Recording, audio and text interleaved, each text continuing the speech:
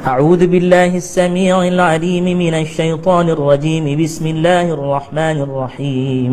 الحمد لله رب العالمين وبه نستعين، والصلاة والسلام على رسولك ونبيك محمد صلى الله عليه وعلى آله وصحبه وسلم. يا منزل الكتاب يا الله، ويا مجري السحاب يا الله، ويا هازم الأحزاب يا الله، ويا منزل الرحمة يا الله، اسمع دعاءنا يا الله، إنك أنت السميع العليم يا الله. يا الله يا رحمن يا رحيم، ampunkan seorang wanita yang pernah kami tumpangi rahimnya 9 bulan 10 hari lamanya. Wanita itu telah melahirkan kami hingga koyak isinya ya Allah, luka kulitnya ya Allah, tumpah darahnya ya Allah, bercucuran air matanya menahan sakit dan derita. Itulah ibu kami ya Allah. Demi Al-Quran yang kami baca tadi, keberkatannya ampunkan ibu itu ya Allah. Ampunkan ibu yang tidak pernah kenyang makan minumnya kerana mengenyangkan kami.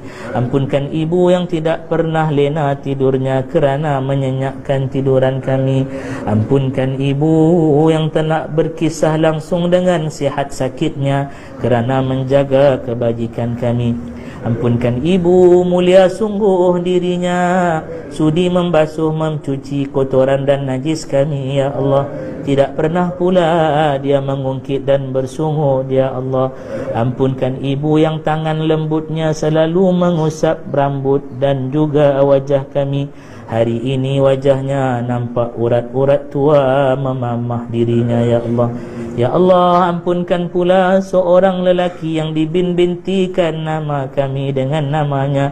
Itulah ayah kami ya Allah, manusia yang mengajarkan kami asyhadu an la ilaha illallah, asyhadu anna Muhammadar Rasulullah. Dengannya kami kenal ketegasan di dunia ini, kami kenal peraturan dan manhaj hidup ini ya Allah.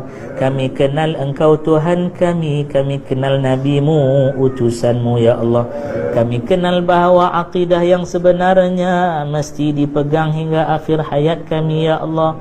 Ya Allah, ampunkan ayah yang kami selalu tidak memahami dirinya.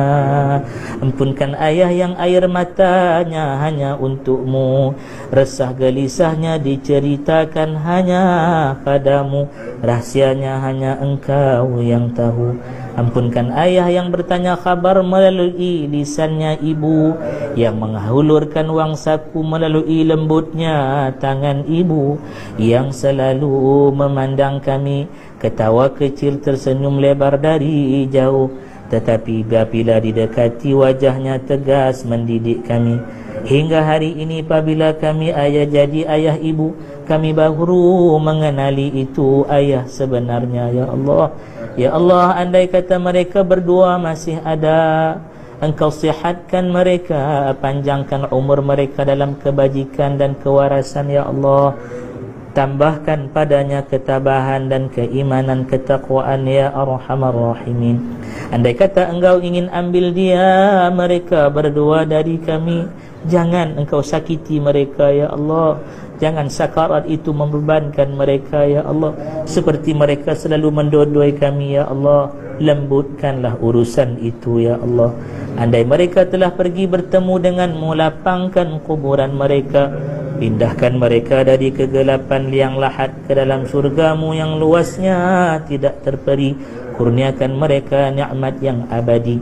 Rabbana taqabbal minna innaka antas sami'ul alim, wa tub alaina ya maulana innaka antat tawwabur rahim.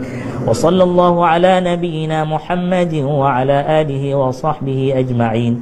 Rabbana taqabbal minna innaka antas sami'ul alim, wa tub alaina ya maulana innaka antat tawwabur rahim. Wa sallallahu ala Muhammadin wa ala alihi wa ashabihi ajma'in.